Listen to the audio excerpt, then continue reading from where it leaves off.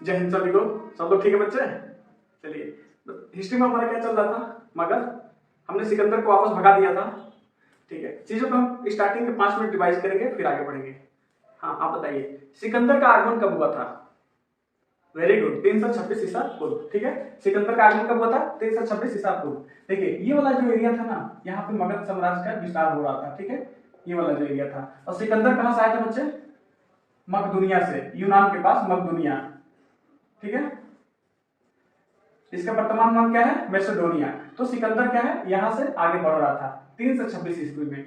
जब ये यहाँ पे पहुंचा था तो यहाँ इसको क्या है, बहुत सारी लड़ाइयां करनी पड़ी थी। एक तो तक्षशिला के राजा थे आम्बिक, उनके साथ इसको लड़ाई करनी पड़ी। ठीक है, लेकिन जो राजा आम्बिक था वो बहुत डरपोक था। वो डर के मारे ही क्या किया, सिकंदर की अधीनता स्वीकार कर ली थी। उसके बाद से सिंध के राजा, ये वाला एरिया जो था सिंध का था, यहाँ पे राजा एक थे पोरस, सिंध के राजा पोरस। ठीक है, सिकंदर ने फिर इनके साथ युद्ध किया। ठीक है, तो सिकंदर और राजा पोरस के बीच जो युद्ध हुआ था, सिकंदर और राजा पोरस के बीच जो युद्ध हुआ था उसको किस नाम से जानेंगे बच्चे? हाइडे स्पीच।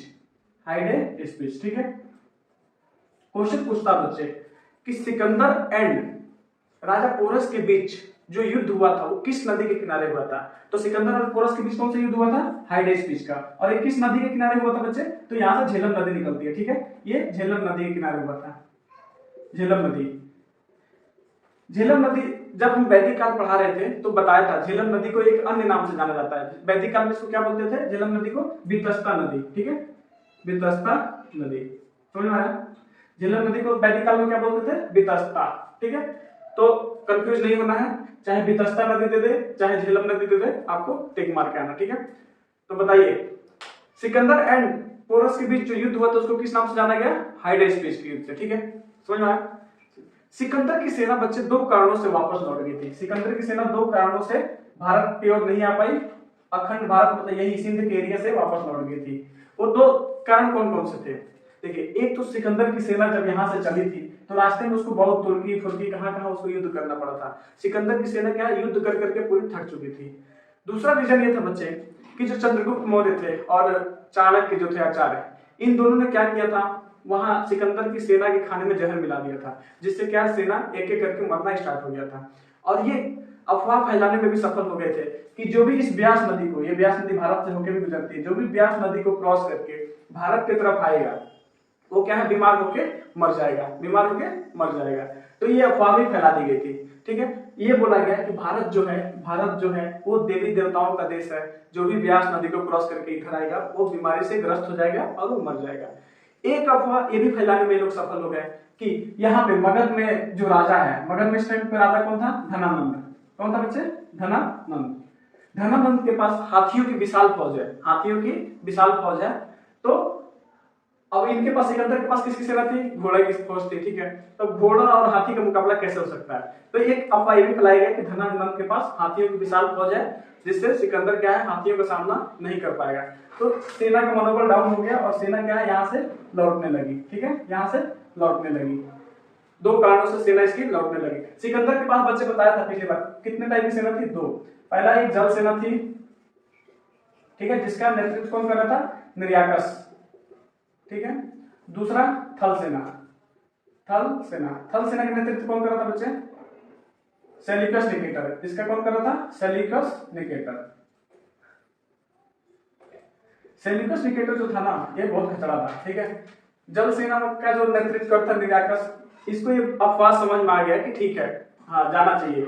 जब सिकंदर भी लौट गया तो इसको लौटने में कोई दिक्कत नहीं थी, लेकिन इसको क्या ना, इसको कहीं ना कहीं भ्रम था, इसको मालूम था कि यह अफवाह है और ऐसा कुछ भी नहीं है। लेकिन क्या है, जब इसका अब्बा ही, जब सिकंदरी लौट के चला गया तो इसको भी मजबूरी में जाना पड़ा, लेकिन ये जाना नहीं चाहता था। ठीक है, सेल्यूकस निकेटर वापस लौट के जाना नहीं चाहता था। समझ में आया? सिकंदर का असली नाम क्या था बताइए?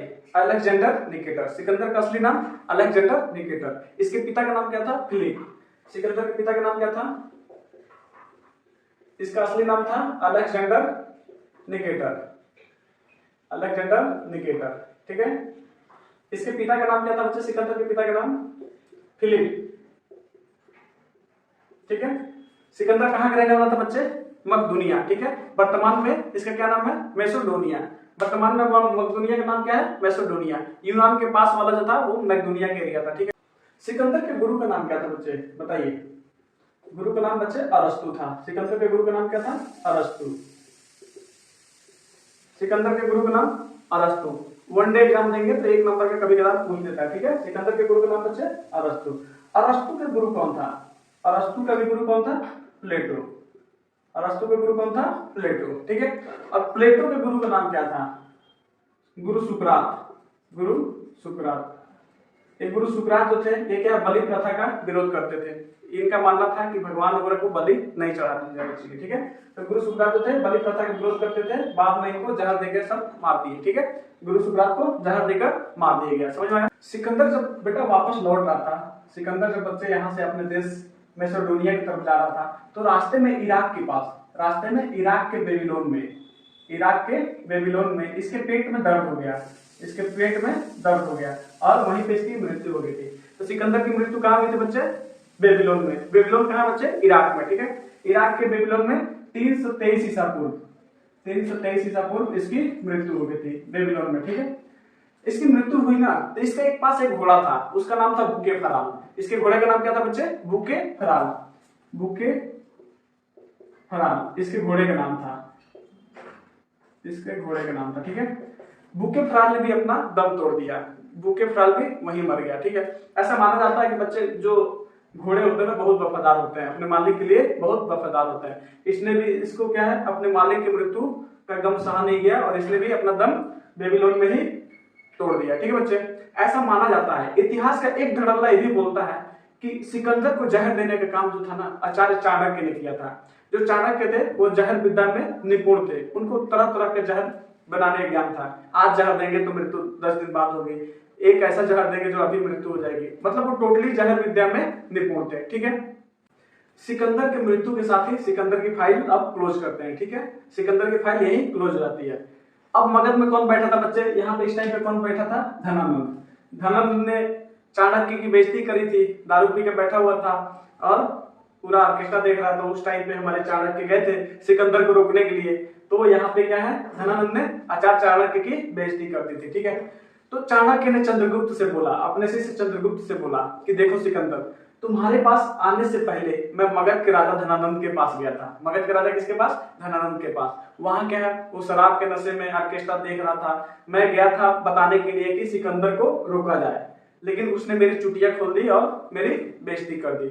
जैसे चंद्रगुप्त को पता चला कि मेरे महाराज मेरे गुरु की बेइज्जती कर दी है, चंद्रगुप्त मौर्य बिल्कुल आग बबूला हो गया। बोला महाराज पहले क्यों नहीं बताया, मैं सिकंदर से पहले धनानंद को निपट लेता। तो चाणक्य समझाए कि हमारा पहला प्राथमिकता क्या था कि हमको बाहरी विदेशी आक्रमण से बचाना है, इनको तो हम अभी निपट लेंगे। अभी क्या हुआ, जोश जोश में चंद्रगुप्त ने क्या किया, मगध पे अटैक कर दिया। जोश जोश में चंद्रगुप्त ने क्या किया, मगध पे अटैक कर दिया। जैसे हमला तो किया, लेकिन यहाँ पे क्या है धनानंद को पकड़ के छोड़ दिया। धनानंद की सेना इनको पकड़ के पिटाई करी चंद्रगुप्त मौर्य की। ये लोग भागे भागे कहाँ गए, ये जाके बुढ़िया के झोपड़ी में छुपे हुए थे। ये लोग भाग के कहाँ गए, जाके बुढ़िया की झोपड़ी थी उसमें जाके ये लोग छुपे हुए थे, ठीक है। बुढ़िया का एक बच्चा था, जो महिला थी उसका एक बच्चा था, ठीक है। उसको क्या भूख लगी तो महिला ने उसके लिए खिचड़ी बना के दिया। जब बच्चा वो खिचड़ी खा रहा था ना तो खाना बहुत गर्म था। उसने बोला माँ खाना गर्म है, माँ खाना गर्म है। तो माँ ने बोला बच्चे खाने को बीच से मत खाओ, किनारे किनारे से खाओ, ठंडा होता जाएगा। किनारे से खाइएगा आप देखिएगा कि खाना जल्दी ठंडा हो जाता है। और ये बात जो था ना वो चाणक्य एंड चंद्रगुप्त मौर्य दोनों सुन रहे थे कि माँ बोल रही है कि डायरेक्ट बीच में खाना नहीं खाओ, साइड से खाओ। तो इन्होंने दिमाग लगाया कि हाँ बात तो सही बोल रही है। तो इन्होंने इसको किससे जोड़ के देखा कि हमको जो अटैक करना है अगली बार वो डायरेक्ट बीच में नहीं करना, डायरेक्ट मगध में नहीं करना है, क्योंकि इनके पास चाणक्य के पास और चंद्रगुप्त मौर्य के पास इतनी बड़ी सेना थी नहीं, ठीक है। और ये क्या है तो पूरा एरिया में फैला हुआ था धनानंद। तो इन्होंने क्या किया कि डायरेक्ट अटैक करने से इन्होंने साइड साइड से मगध को साइड साइड से तोड़ना स्टार्ट किया। पहले इधर के एरिया तोड़ा, इधर के एरिया तोड़ा, इधर के एरिया तोड़ा, मतलब साइड साइड से ये लोग मगध को जीतने लगे। वहां के लोगों को क्या है अपने में मिलाने लगे, ठीक है। और जब चारों तरफ वाले इनके हो गए चंद्रगुप्त मौर्य के, तो एक दिन अटैक किया और धनानंद को हरा दिया, धनानंद को हरा दिया। समझ में आया। क्वेश्चन पूछता है कि क्या सिकंदर भारत पर आक्रमण करने वाला पहला शासक था? बताइए। नहीं, नहीं। सिकंदर से पहले ईरान का एक शासक था। ईरान के हकमनी वंश का शासक था। हकमनी वंश का शासक कौन था? डेरियस। अकमनी वंश का शासक कौन था बच्चे? डेरियस। ये क्या भारत पर आक्रमण किया था। अकमनी वंश का शासक कौन था? डेरियस, जो कि भारत पर आक्रमण किया था। डेरियस को दाए बाहु के नाम से भी जानते हैं, दाए बाहु। डेरियस का दूसरा नाम दाए बाहु, ठीक है। इसने क्या है, भारत पर आक्रमण किया था, इस यहाँ तक आया था, ठीक है। लेकिन इसको कोई ज्यादा सफलता नहीं मिली और डेरियस प्रथम क्या है, वापस लौट गया था। तो क्वेश्चन पूछेगा कि भारत पर आक्रमण करने वाला पहला विदेशी कौन था, तो आपको ऑप्शन में दिया रहेगा डेरियस या दाए बाहु, जो भी दिया रहेगा उस पर टिक कर देना, ठीक है। अब हम देखते हैं बच्चे मौर्य वंश। मौर्य वंश, ठीक है। धनानंद को मार दिए थे हम लोग अभी, तो धनानंद के मारने के बाद कौन आएगा? मौर्य वंश। मौर्य वंश। मगध पे कितने वंशों ने शासन किया था बच्चे? क्या ट्रिक था? हसीन, मशूक, शाह, ठीक है। जिसमें हमारा हर एक वंश खत्म हो गया था, शिशुनाग वंश खत्म हो गया था। नंद वंश के अंतिम शासक धनानंद को मार दिया हमने। धनानंद को मारने के बाद किसकी स्थापना हो जाएगी? मौर्य वंश की, ठीक है। तो चंद्रगुप्त मौर्य ने नंद वंश के अंतिम शासक धनानंद को हराकर मौर्य वंश की स्थापना कर दी, ठीक है। मौर्य वंश की स्थापना किसने की बच्चे? तो चंद्रगुप्त मौर्य ने। चंद्रगुप्त मौर्य,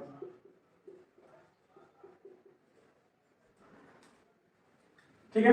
चंद्रगुप्त मौर्य ने किसकी स्थापना करी? मौर्य वंश की स्थापना की, ठीक है। इनके माता जी का नाम क्या था? चंद्रगुप्त मौर्य के माता जी का नाम क्या था? मोरा। इनके माता का नाम क्या था बच्चे? मोरा। चंद्रगुप्त मौर्य के माता जी का नाम बच्चे मोरा था, ठीक है। ये लोग जो थे ना, ये चंद्रगुप्त मौर्य की जो फैमिली थी, ये लोग क्या है, पशु वगैरह चराते थे, पशु वगैरह चराते थे। ऐसा माना जाता था कि ये लोग निम्न जाति के थे। निम्न जाति मतलब छोटी जाति के थे, ठीक है। लेकिन कहीं कहीं पे इतिहास में इनको क्षत्रिय भी कहा गया, बट ये क्षत्रिय थे नहीं, ठीक है। ये क्षत्रिय नहीं थे। ऐसा कहा जाता है कि नंद वंश का जो अंतिम शासक धनानंद था, इनके पिता को, चंद्रगुप्त मौर्य के पिता को बंदी बना लिया था, ठीक है। तो देखा जाए तो चंद्रगुप्त मौर्य की दुश्मनी धनानंद से थी, ठीक है। और चाणक्य की बेइज्जती भी कर दी थी इन्होंने। तो दुश्मनी इनकी चंद्रगुप्त मौर्य से भी थी और चाणक्य से भी थी, ठीक है। थोड़ा सा फ्लैशबैक में चलते हैं, थोड़ा सा पीछे चलते हैं। यहाँ से बच्चे कौन आया था? सिकंदर। यहाँ से कौन आया था? सिकंदर। कब आया था? 326 ईसा पूर्व, ठीक है। इसकी सेना कितनी थी बच्चे? तो दो टाइप की सेना थी इसके पास। एक जल सेना, जिसका नेतृत्व कौन कर रहा था? निर्याकस कर रहा था। दूसरा थल सेना। थल सेना का कौन कर रहा था? Seleucus Nicator. मैंने आपको बताया था कि सेल्यूकस निकेटर जो था वो जाना नहीं चाहता था। सेल्यूकस निकेटर जाना नहीं चाहता था। उसको जो अफवाहें फैलाई गई थी उसमें बिल्कुल भी विश्वास नहीं था, ठीक है। तो लेकिन क्या सिकंदर जा रहा था तो उस टाइम पे लौट के वो भी चला गया। लेकिन तो जब ईरान के पास पहुंचा ना, यहाँ पे ईरान के पास, तो उसके मन में फिर से डाउट हुआ कि नहीं, कुछ तो गड़बड़ है वहां पे, ठीक है। तो ये क्या है, ईरान के पास से लौट कर आया दोबारा। सेल्यूकस निकेटर ईरान के पास से लौट आया वापस, बोला कुछ तो है वहां पे। कहां से लौट के आया था बच्चे? ईरान के पास से, ठीक है।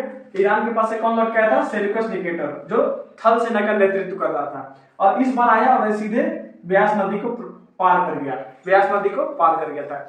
और इस बार जो आया था ना ये, तो ये हाथी की फौज लेकर आया था, क्योंकि उस टाइम पे इसको क्या सूचना मिली थी कि मगध का जो शासक था उसके पास हाथियों की फौज है। तो इस बार ये सेल्यूकस निकेटर क्या था? हाथी की फौज लेकर आई थी। लेकिन इसको ये नहीं पता था कि जब ये लौट के आया तब तक यहाँ पे मगध का जो सत्ता था वो चेंज हो गया था। मगध का सत्ता किसके हाथ में चला गया था? चंद्रगुप्त मौर्य के। चंद्रगुप्त मौर्य के हाथों में इस टाइम पे सत्ता था, ठीक है। मगध का राजा कौन था इस टाइम पे? चंद्रगुप्त मौर्य। चंद्रगुप्त मौर्य और चाणक्य दोनों मिलकर इनके अब्बा को जब भगा दिए थे, इनके अब्बा कौन? सिकंदर। तो सेल्यूकस निकेटर क्या चीज थे, ठीक है। तो इन्होंने क्या किया, चंद्रगुप्त मौर्य एंड चाणक्य ने मिलकर क्या किया, प्लान बनाया। और प्लान करके क्या है, युद्ध को थोड़ा सा लंबे समय के लिए खींच दिया। जब बरसात के मौसम में जब पानी लग जाता है उस टाइम पे इन्होंने क्या है, युद्ध का ऐलान कर दिया। बरसात के मौसम में जब पानी लग जाता है तो इन्होंने क्या किया, युद्ध का ऐलान कर दिया। अब देखिए, जब थोड़ा बहुत पानी होता है ना तो घोड़े जो होते हैं वो दौड़ के भाग जाते हैं, उनको कोई दिक्कत नहीं है। क्योंकि चंद्रगुप्त मौर्य के पास किसकी सेना थी? घोड़े की सेना थी। और सेल्यूकस निकेटर क्या लेके आया था? हाथी लेके आ गया था, ठीक है। तो इन्होंने दिमाग लगाया, इन्होंने बरसात तक युद्ध को रोका। बरसात जैसे ही आया इन्होंने युद्ध की घोषणा कर दी। जैसे हुआ, अभी घोड़े जो है पानी में तो भाग जाएंगे, लेकिन हाथी जो है वो पानी में भाग नहीं पाएगी, ठीक है, फिसल के गिर जाती है। और एक बार जब हाथी गिरी तो उठना इसके लिए बहुत मुश्किल होता है। तो इन्होंने क्या है, चंद्रगुप्त मौर्य की सेना ने इनका बहुत बुरा हाल कर दिया, सेल्यूकस निकेटर की सेना का बहुत बुरा हाल हो गया। ठीक है, यदि 1-2 दिन और युद्ध हो जाता तो इसकी मौत निश्चित थी, सेल्यूकस निकेटर मारा जाता और इनकी हार हो जाती। तो इससे पहले 1-2 दिन युद्ध होता, उससे पहले इसने क्या किया, अपनी बेटी सेल्यूकस निकेटर ने अपनी बेटी कार्नेलिया, इसकी बेटी का नाम क्या था, कार्नेलिया, इसको आगे कर दिया, युद्ध में इसको आगे कर दिया। कार्नेलिया बहुत सुंदर थी। ठीक है, हम खुला बाल करके हाथी पे बैठ के लहराते आई। ठीक है, अभी चंद्रगुप्त मौर्य देखते ही बाल उड़ने लगे उसके भी, चंद्रगुप्त मौर्य के, मतलब पहले नजर में लव हो गया और सेकंड टाइम में सब हो गया। ठीक है, तो यहाँ पे क्या है, कार्नेलिया आगे आगे, जिस वजह से सेल्यूकस निकेटर की जान बच गई। सेल्यूकस निकेटर ने यहाँ क्या किया, बेटी कार्नेलिया से चंद्रगुप्त मौर्य की शादी करवा दिया। ठीक है, तो आए थे युद्ध करने और बन गया ससुर भाई। सेल्यूकस निकेटर की बेटी का नाम क्या था, कार्नेलिया। कार्नेलिया से शादी किसकी हो गई बच्चे, चंद्रगुप्त मौर्य की, चंद्रगुप्त मौर्य की शादी हो गई। तो सेल्यूकस निकेटर चंद्रगुप्त मौर्य के क्या बन जाएंगे, ससुर बन जाएंगे। ठीक है, कार्नेलिया का एक दूसरा नाम भी था, हेलन। कार्नेलिया का दूसरा नाम क्या था बच्चे, हेलन। समझ में आया? तो आए थे युद्ध करने के लिए और बन क्या गए बच्चे, ससुर बन के चले गए। ठीक है, अभी क्या हुआ बच्चे, शादी तो हो गई कार्नेलिया की, लेकिन अभी जो सेल्यूकस निकेटर जब वापस अपने देश जाने को सोच रहा था, तो इसको लगा यार जब मैं चला जाऊंगा तो कहीं ना कहीं मेरे बेटी को परेशान करेगा। ठीक है, तो इसने सोचा कि मैं कुछ दहेज दे दूं, चंद्रगुप्त मौर्य को कुछ दहेज दे दूं जिससे खुश होकर मेरे बेटी को परेशान नहीं करेगा।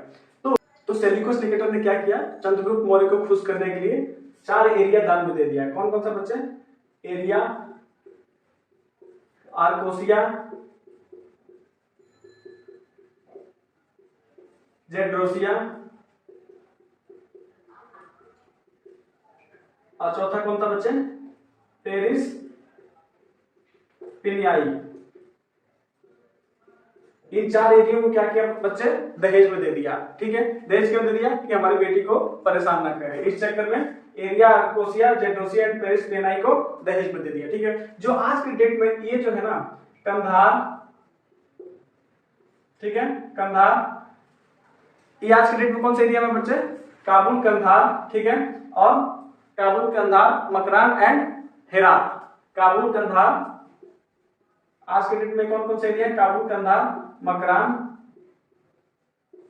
एंड हेरात, आज के डेट का इसका नाम है। ठीक है, समझ में आया? तो जो दो है ना, काबुल, कंधार, ये क्या है, अफगानिस्तान के एरिया है आज के डेट में। ये क्या है, अफगानिस्तान, और ये जो है बच्चे ये कहां पे, पाकिस्तान में। ठीक है, ये 2 area Afghanistan and 2 area Pakistan में। तो सोचो एक बिहारी जो था वो क्या है, दहेज के नाम पर ये 4 देश ले लिया, और बिहारी के दहेज पर आज 2-2 देश बचाए गए हैं, 2-2 देश बसाए गए हैं। कौन कौन से बच्चे, पाकिस्तान एंड अफगानिस्तान। इसके बाद भी सेल्यूकस निकेटर को डर लगता था कि क्या पता दहेज देने के बाद भी मेरी बेटी खुश न रहे। भाई बाप तो बाप ही होता है। तो उसने एक अपना दूत भेज दिया यहाँ पे, कहाँ पे, दूत, मगध में क्या भेज दिया, दूत भेज दिया। इसको मिटा दो बच्चे, मगध में अपना एक दूत मेगास्थनीज को भेज दिया, किसकी, बेटी की रक्षा के लिए, बेटी की देखभाल करने के लिए। मेगास्थनीज क्वेश्चन पूछता बच्चे कि मेगास्थनीज किसके दरबार में भारत आया था। तो जब मेगास्थनीज भारत में आया था तो मगध पर किसका शासन था, चंद्रगुप्त मौर्य के। ठीक है, चंद्रगुप्त मौर्य के दरबार में मेगास्थनीज आया था। ठीक है, और ये क्या है, ये आया, देखा सब कुछ ठीक ठाक चल रहा है, कोई दिक्कत है नहीं। ठीक है, सब लोग खुशी खुशी यहाँ पे रह रहे हैं। तो ये भी क्या है, ये भी मगध के एरिया में रहना शुरू कर दिया। ये क्या है, मगध में रहना शुरू कर दिया था। ठीक है, और यहीं पे रहते रहते, मगध में रहते रहते इसने एक इंडिका पुस्तक की रचना कर दी। इंडिका, मेगास्थनीज ने किस पुस्तक की रचना करी बच्चे, इंडिका। इस इंडिका में बच्चे मगध प्रशासन की, मगध साम्राज्य के, मगध प्रशासन की बहुत बेहतरीन ढंग से चर्चा है। इंडिका पुस्तक में किसकी चर्चा बच्चे, मगध प्रशासन की। ठीक है, मगध में उस टाइम का जो प्रशासन चल रहा था उसकी बेहतरीन जानकारी इस इंडिका पुस्तक में है। मेगास्थनीज ने ये बोला था कि भारत में यहाँ पे 7 तरह के लोग रहते हैं, ऊंच नीच गरीब इत्यादि। ठीक है, मेगास्थनीज ने एक बात भारतीयों के बारे में भी बोली कि जो भारतीय हैं वो पढ़ना ज्यादा पसंद करते हैं। भारतीयों को क्या है, पढ़ना पसंद है, लिखना नहीं। भारतीय जो है पढ़ना तो चाहते हैं लेकिन लिखना नहीं चाहते हैं। ठीक है, ये इसने अपनी पुस्तक में लिखा है। एक दिन क्या है, चंद्रगुप्त मौर्य जो था वो मेगास्थनीज को बुलाया। चंद्रगुप्त मौर्य ने क्या किया, मेगास्थनीज को बुलाया और पूछा कि जब सेल्यूकस निकेटर को अपने बेटी से शादी करवानी ही थी, दहेज में इतने सारे एरिया देने ही थे, तो फिर हमारे ऊपर आक्रमण क्यों किया? तब मेगास्थनीज बोला कि महाराज आप बकलोल हैं, उनको क्या है, हाथी चाहिए था, उनको क्या है, आपके यहाँ से हाथी चाहिए था, इसके लिए उन्होंने आक्रमण किया। उनको कलिंग, जो हमारा उड़ीसा वाला एरिया था, ये वाला एरिया था, उनको कलिंग का हाथी ज्यादा पसंद था, ठीक है, इसलिए उन्होंने, तो चंद्रगुप्त मौर्य बोला ओ माय गॉड हाथी चाहिए था, तो उसने क्या है, फिर चंद्रगुप्त मौर्य ने क्या किया, 500 हाथी सेल्यूकस निकेटर को दान कर दिया, 500 हाथी सेल्यूकस निकेटर को दान कर दिया। तो क्वेश्चन पूछता था कि कौन सा शासक था जो जिसको चंद्रगुप्त मौर्य ने 500 हाथी दान में दिए थे? बताइए। सेल्यूकस निकेटर को चंद्रगुप्त मौर्य ने क्या किया था, 500 हाथी दान में दिया था, ठीक है बच्चे। चंद्रगुप्त मौर्य जो था ना, ये बहुत सामाजिक कार्य करता था, ये क्या है, समाज सेवा, सामाजिक कार्य बहुत ज्यादा करता था, इसलिए बंगाल के एरिया में, जो बंगाल वाला एरिया था, यहाँ पे इसने नहर वगैरह का निर्माण कराया था, इसने क्या है, नहर का निर्माण कराया था, इसने बंगाल के क्षेत्र में बहुत सारे काम किए थे। और इसकी जानकारी हमको कहाँ से मिलती है, तो वहां पे जो शिलालेख मिले, वहां पे शिलालेख मिले, कहाँ, उसके नाम क्या है, महास्थान, यहाँ पे जो शिलालेख मिला था उसका नाम महास्थान, इस जगह पे लिखा हुआ था, इस शिलालेख पे लिखा हुआ था कि चंद्रगुप्त मौर्य ने यहाँ पे बंगाल में बहुत सारे काम करवाए थे और यहाँ पे नहर का निर्माण कराया था, ठीक है। तो चंद्रगुप्त मौर्य ने क्या है, बंगाल एरिया में नहर का निर्माण कराया, नहर, और इसकी जानकारी हमको कहाँ से मिलती है, महास्थान जो शिलालेख था वहां से मिलती है, ठीक है। उत्तर प्रदेश का जो एरिया था, उत्तर प्रदेश के में गोरखपुर के पास एक शाहगौर जगह था, वहां पे क्या हुआ, एक बार भीषण अकाल पड़ गया। उत्तर प्रदेश में जो गोरखपुर का एरिया था जिसका नाम है शाहगौर, शाहगौर के पास क्या है, एक बार भीषण अकाल पड़ गया। तो यहाँ पे चंद्रगुप्त मौर्य ने कहा कि जो भी यहाँ पे धनी लोग हैं, जो भी यहाँ पे अमीर लोग हैं, वो कुछ ना कुछ दान दें, मैं स्वयं अकाल पीड़ित लोगों के लिए दान दे रहा हूं, मैं स्वयं अकाल पीड़ित के लिए दान दे रहा हूं, ठीक है। तो ये सब जानकारी कहां से मिली बच्चे, अकाल पीड़ित के लिए, अकाल पीड़ित लोगों के लिए राहत सामग्री देने की जानकारी कहां से मिली, राहत सामग्री देने की जानकारी किस अभिलेख से, शाहगौर, ठीक है। शाहगौर में भीषण अकाल पड़ा, यहाँ पे चंद्रगुप्त मौर्य ने बोला धनिक लोगों को कि आप लोग भी कुछ कुछ दान दीजिए, मैं खुद भी ये अकाल पीड़ित जो लोग हैं इनके लिए दान दे रहा हूं। इसकी जानकारी शाहगौर अभिलेख से मिली, शाहगौर अभिलेख जो है वहां पे जो यहाँ पे अकाल पड़ा था उसके बारे में जानकारी यहाँ पे लिखी हुई थी, ठीक है, समझ में आया। तो क्वेश्चन कैसे पूछेगा बच्चे, बताइए। क्वेश्चन पूछेगा अकाल में, अकाल के दौरान जो अकाल पड़ा था उस टाइम पे, उसके दौरान दिए गए राहत सामग्री की जानकारी कौन सा अभिलेख से मिलती है, तो शाहगौर अभिलेख से, ठीक है। चंद्रगुप्त मौर्य ने कौन सा धर्म अपनाया था बच्चे, बताइए, जैन धर्म। आपको जब पढ़ा है तो उस टाइम पे तो बताया था, चंद्रगुप्त मौर्य ने कौन सा धर्म अपनाया था, जैन धर्म। किसके नेतृत्व में बच्चे, तो भद्रबाहु के नेतृत्व में। जैन धर्म उस समय दो भागों बढ़ गया था, स्थूलबाहु एंड भद्रबाहु, तो इन्होंने किसके नेतृत्व में अपनाया था, भद्रबाहु के नेतृत्व में, ठीक है। चंद्रगुप्त मौर्य ने कौन सा धर्म अपनाया बच्चे, जैन धर्म। किसके नेतृत्व में, भद्रबाहु के नेतृत्व में, ठीक है। देखिए चंद्रगुप्त मौर्य का जो साम्राज्य था ना, मुगल का साम्राज्य, ये केवल मध्य भारत में ही नहीं, मध्य भारत में नहीं बल्कि क्या है, पश्चिम में मतलब यहाँ पे गुजरात तक फैला हुआ था। जो चंद्रगुप्त मौर्य का साम्राज्य था वो क्या है, केवल मध्य भारत या पूरा बंगाल की तरफ ही नहीं, ये गुजरात के जगह तक भी फैला हुआ था, ठीक है। इसकी जानकारी कैसे मिली, हम कैसे मान लें कि यहाँ तक फैला हुआ था, ठीक है। देखिए बहुत दिनों बाद जब पत्थरों की खुदाई हो रही थी तो गुजरात के पास, गुजरात के जूनागढ़ में एक अभिलेख मिला, गुजरात के जूनागढ़ में एक अभिलेख मिला, यहां लिखते हैं जूनागढ़ अभिलेख। जब पत्थरों की खुदाई हो रही थी तो गुजरात के एरिया में एक जूनागढ़ में एक अभिलेख मिला। उस अभिलेख पर गुजरात का शासक था रुद्रदामन। गुजरात का शासक कौन था, रुद्रदामन। उसने इस अभिलेख पे लिखा हुआ था कि मैं रुद्रदामन यहाँ गुजरात में स्थित सुदर्शन झील का पुनर्निर्माण कर रहा हूँ। निर्माण नहीं, पुनर्निर्माण, मतलब ये पहले से बना हुआ है। तो क्या लिखा था इस पे, इस अभिलेख पे क्या लिखा था उसने कि मैं गुजरात का शासक रुद्रदामन यहाँ पर स्थित सुदर्शन झील का पुनर्निर्माण कर रहा हूँ, ठीक है। जिस झील को मगध साम्राज्य का शासक चंद्रगुप्त मौर्य ने सरकारी खजाने से बनाया था, सरकारी खजाने से बनवाया था। तो क्वेश्चन पूछेंगे बच्चे कि चंद्रगुप्त मौर्य के पश्चिमी विस्तार पश्चिमी विस्तार की जानकारी कहाँ से मिलती है? तो जूनागढ़ अभिलेख से। ठीक है, ये जूनागढ़ अभिलेख किसका था? रुद्रदामन का। रुद्रदामन ने खुद इस पे लिखा था। समझ में आया बच्चे? तो बताइए, बंगाल में जो नहर निर्माण और बंगाल में जो काम किया था उसका अभिलेख क्या था बच्चे? बंगाल में जो इसने काम करवाया था उसकी जानकारी किससे मिलती है? महास्थान अभिलेख से। महास्थान अभिलेख से। ठीक है, जो अकाल पड़ी थी, अकाल में राहत सामग्री की जानकारी किससे मिल रही थी? शाहगौर अभिलेख से। शाहगौर कहाँ पे है बच्चे? गोरखपुर के पास में। ठीक है, समझ में आया? और जूनागढ़ अभिलेख से क्या मिलता है? पश्चिमी साम्राज्य, मतलब गुजरात की तरफ इसका एरिया फैला हुआ था। पश्चिमी विस्तार, मगध साम्राज्य के पश्चिमी विस्तार की जानकारी जूनागढ़ अभिलेख से मिलती है। देखिए, चंद्रगुप्त मौर्य को महान किसने बनाया था? बताइए। चाणक्य ने। गुरु चाणक्य की वजह से ही हमारे चंद्रगुप्त मौर्य महान बने थे। ठीक है, चंद्रगुप्त मौर्य को महान किसने बनाया बच्चे? तो चाणक्य। ठीक है, चाणक्य ने। चाणक्य के अन्य कौन कौन से नाम थे? चाणक्य को विष्णुगुप्त भी बोलते थे, विष्णुगुप्त और कौटिल्य। ठीक है, इनके पिता का नाम था गुणी, मतलब उनके पास बहुत सारे गुण थे, नहीं गुणवान व्यक्ति। इनके पिता का नाम था गुणी, तो इनको क्या बोला जाता था? गुणी पुत्र भी बोला जाता था इनको, गुणी पुत्र चाणक्य। इनके पिता का नाम गुणी था, जिसकी वजह से इनको गुणी पुत्र चाणक्य भी बोला जाता है। ठीक है, इनके पुस्तक, चाणक्य की पुस्तक कौन सी थी बच्चे? अर्थशास्त्र।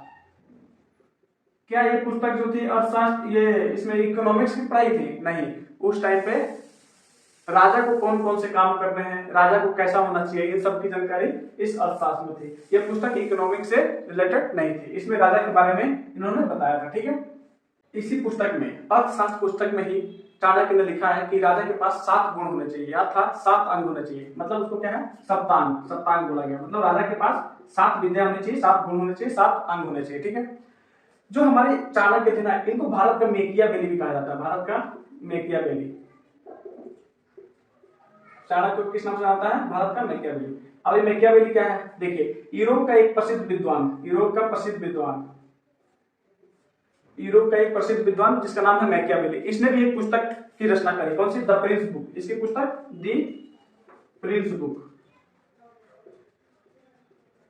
द प्रिंस बुक की रचना की। ठीक है, यूरोप का जो महान विद्वान कौन था? मैकियावेली। इसकी पुस्तक का नाम द प्रिंस बुक। जो द प्रिंस बुक है ना, ये चाणक्य की पुस्तक अर्थशास्त्र की बिल्कुल 2 कॉपी है। मतलब जो चीज इसने लिखा है राजा के बारे में, वही चीज मैकियावेली ने लिखा है। तो इसीलिए इनको चाणक्य को भारत का मैकियावेली कहा जाता है। ठीक है, क्योंकि दोनों पुस्तक सेम है। अर्थशास्त्र में जो राजा के बारे में लिखा गया है, वही चीज द प्रिंस बुक में मैकियावेली ने लिखा है। अतः चाणक्य को भारत का मैकियावेली भी कहा जाता है। ठीक है बच्चे, समझ में? चलिए, टाइम हो गया, आगे क्लास कल करेंगे। जय हिंद।